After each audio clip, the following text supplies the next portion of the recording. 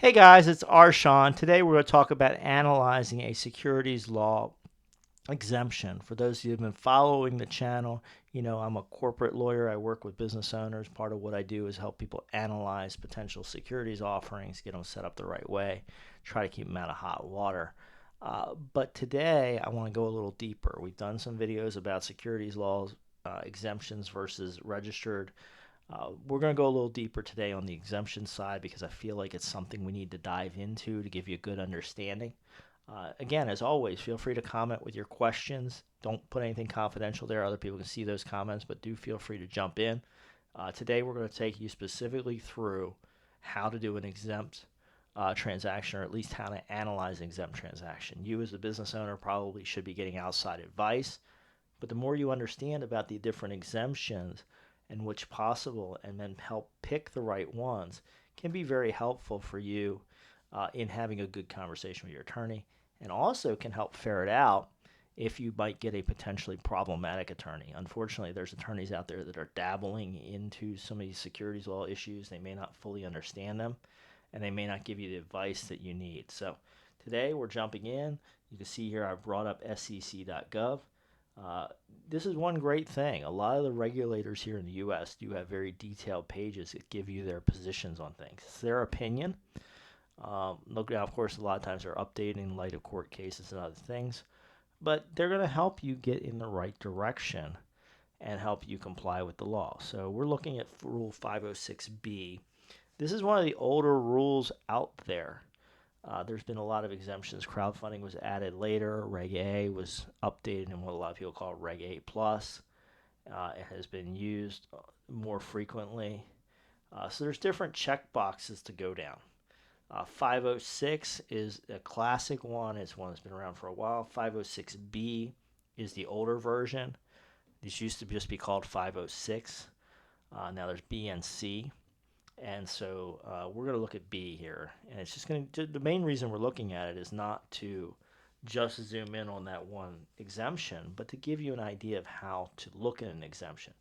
These exemptions are typically conditional, which means you get them when you comply with the conditions. So we're going to zoom down here today. You can see the fundamental part of this, which is Section 4A of the Securities Act, which is where the SEC gets regulatory authority over these securities offerings, exempts registrations by transactions not involving a public offering. So if you don't have a public offering, you don't have a securities law issue. Now, the real world issue for most businesses is, that's fantastic. How do I know whether I have a public offering or not?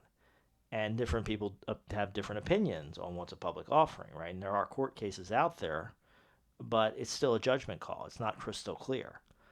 Most businesses want more certainty of that, right, than that. They don't want just somebody saying, well, I'm not sure whether it's a public offering or not. So you want certainty. And so the SEC came out with Regulation D, which talks about securities offerings and specifically exemptions to it. And and Regulation D has a number of different rules. Rule 506, Rule 504, 506B, 506C.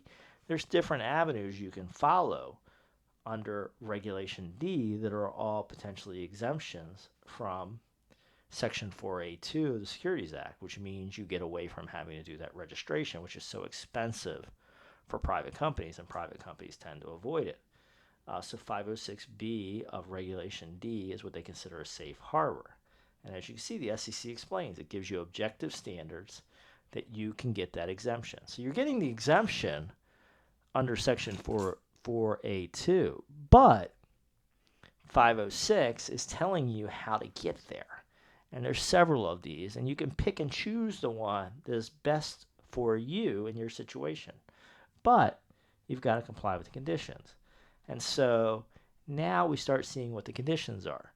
To do a 506B, the SEC lays out the conditions here, right? No general solicitation or advertising. That means you can't be going out chasing people to buy your stock, your notes, whatever you're offering. You've got to do it in a private manner. If you want to do something publicly, 506C is something you might want to consider. Different exemption, different rules, but maybe a possibility. Also, you can see from the SEC, no more than 35 non-accredited investors. So if you're going to do this, you can't bring in a lot of non-accredited investors. Accredited investors are ones that check a box to be accredited. Generally, they check the box by having an income of $200,000 a year, or they have a spouse and together they have income, or spouse equivalent, and together they have an income of $300,000 a year, or they have a net worth of at least $1 million excluding their primary residence, or they could be on a board of directors of the company, or a couple other ways. So if you're accredited, you go into one box. If you're not accredited, you go in a different box. And the non-accredited investors, you're limited to 35 of them if you want to use 506B, as you see here. And 506B, these non-accredited investors, the people that don't have this higher net worth or this income level, have to have this sufficient knowledge and experience or use a personal representative that has this, right? So you got to be able to evaluate it. Additionally, if non-accredited investors are in the offering, you've got to give them disclosure documents similar to what you would see in a Regulation A. That's a lot of work. A lot of people don't bring in non-accredited investors for this way. They also have to give financial statements to non-accredited investors, and they have to be available to answer questions. This is why when a lot of people do this, even though the rule says you can bring in the non-accredited investors, a lot of businesses don't want to bother with this. But we're looking at what the rules are. So there's different rules depending whether we got accredited investors or non-accredited investors. Once you do this, the person gets a restricted security, meaning basically they can't just trade the stock, the bond, the note, whatever they buy. They got to hold it, and they got to be buying it without intending to distribute or reuse it. Then the company also has to file a notice on Form D with the US SEC. That you do through their Edgar database. It's free, but you do have to make sure you fill it out and check the boxes. You may also have to notify states, then pay a fee to say, hey, we're outside of your state system. We were offered some stock in your state. We sold to somebody in your state, but we're giving you this notice filing to get exemptions. Also, 506B are subject to the bad actor disqualifications. What does this mean? This means you can't have people who have securities frauds or other issues involved in your management team, right? So there's different things that make you a bad actor, and you can't have these bad actors involved in this deal. So that really gets you guidance, right? And you can see there's also frequently asked questions. It explains a lot of these things, so you can really go deeper here on sec.gov. I'm not bringing this up to help you do your own offering. I'm helping you understand. I think you should do this in conjunction with a lawyer. But the more you understand the process, the better you're going to be at asking questions, and the easier the process is going to go.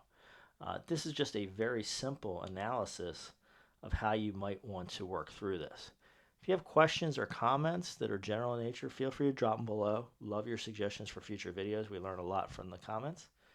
Go ahead and drop them below. Again, keep it general. Don't put your specific questions there. We have a whole library of past videos you might want to come check out, and you may want to consider subscribing to our channel to get even more tips, as we'll be bringing out more videos in the future. Thanks for tuning in today, folks. Look forward to seeing you soon.